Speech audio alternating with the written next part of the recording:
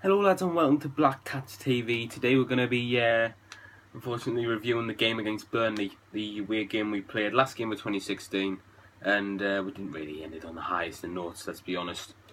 Going into the game, I always knew that Burnley was going to be a tough game. I thought, well, they've got I heard a match of the day afterwards. It was they'd be in the Champions League if it was it was based on home record.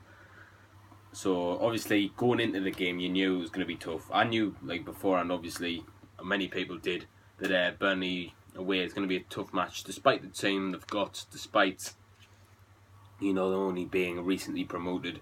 They've still got a fantastic home record. For whatever reason, they can't replicate that away, but it doesn't matter really. They're 9 points clear now. We obviously had injuries going into the game. We'd come off a promising display at Man United and we decided to blow it. Good going there. Didn't help at all. I think in the first 10 minutes Kone got injured. Impact into the advertising boards, I think it was, which had him out. I don't think he's going to be available for Liverpool either, which is probably out today by the time you're watching it.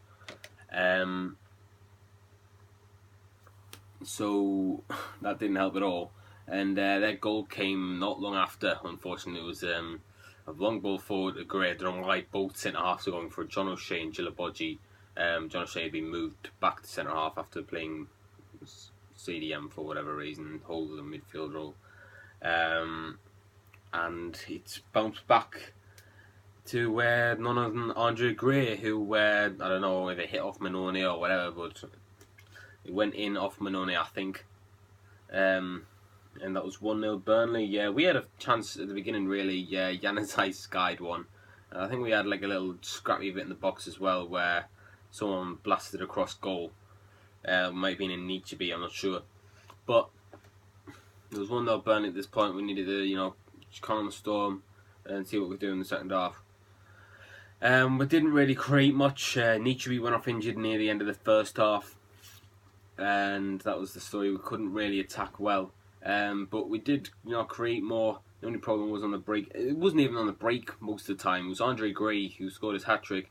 His second came after Vito Manone went out because Papi Gilabodji again missed the ball. Manone went out of his box for whatever reason. I'm not sure what he's going to achieve by doing that, but I tried it, and Andre Gray only had to move past him, his pace. He only had to move past him once and, slot it into the corner. Gilabodji could have made a bit of an effort to run back, but there you go. The third came, it was Andre Gray again.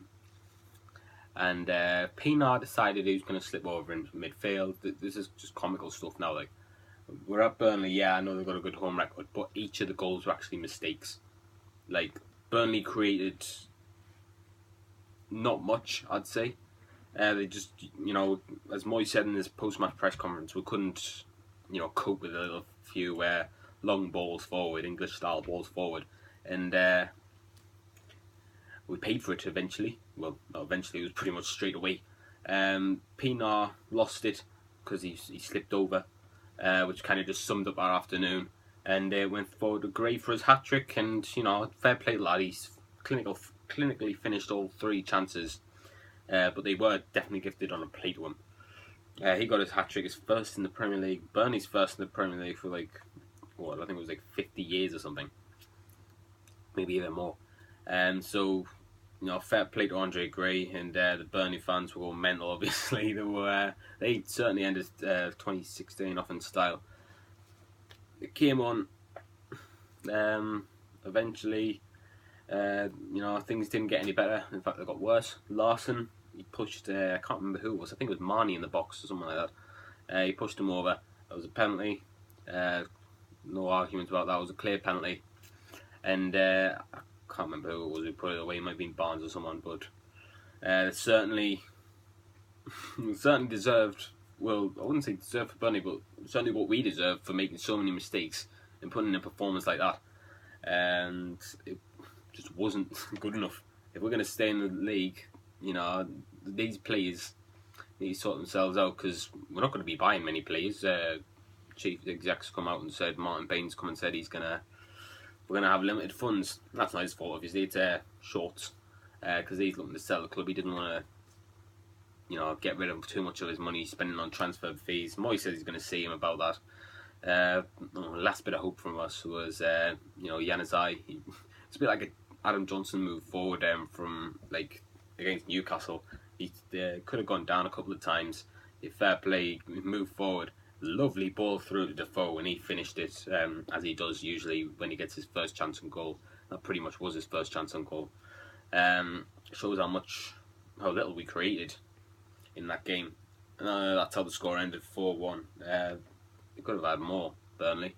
We could have had more, to be fair, but I think 4-1 was a fair result because of how we played, not how Burnley played. We made too many mistakes, and we paid for it. Simple as. And hopefully that's a bit of a wake-up call. But the concerning thing is now, we've got so many injuries now.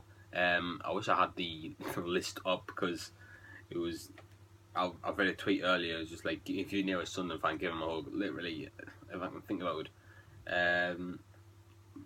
Manquillo, I'm not sure if he's injured.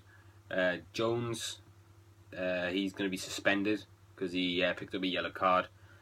We've obviously got Kone, Anichebe, Watmore, Gooch, McNair, Catamo, Kirchhoff. It's just not looking good, is it? And obviously Jordan Pickford as well, who's going to be a massive blow. And of course, Ndong and who's the other one? Kazri, who's going to the African Cup of Nations. Which is going to be fun, isn't it? A great January for us. We're actually against some teams which we could beat.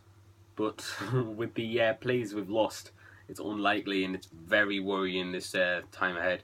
You want to be looking at really cheap signs. I reckon we'll make a couple of signings, but I don't think it's going to be anything inspiring. And we're in real danger of going down the season. Ironic, the season we had the most hope halfway into this season. I may as well, say this, summarise it up. The season we had the most hope with Sam Allardyce, keeping us up slowly, quickly.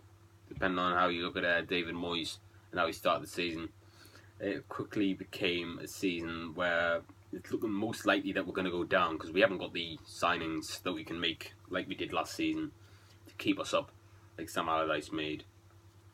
David Moyes, he's got a massive job to do, and if we go down, it's nothing to do with him, I don't think.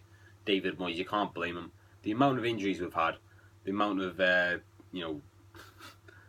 effort he's got back from the players that he's got.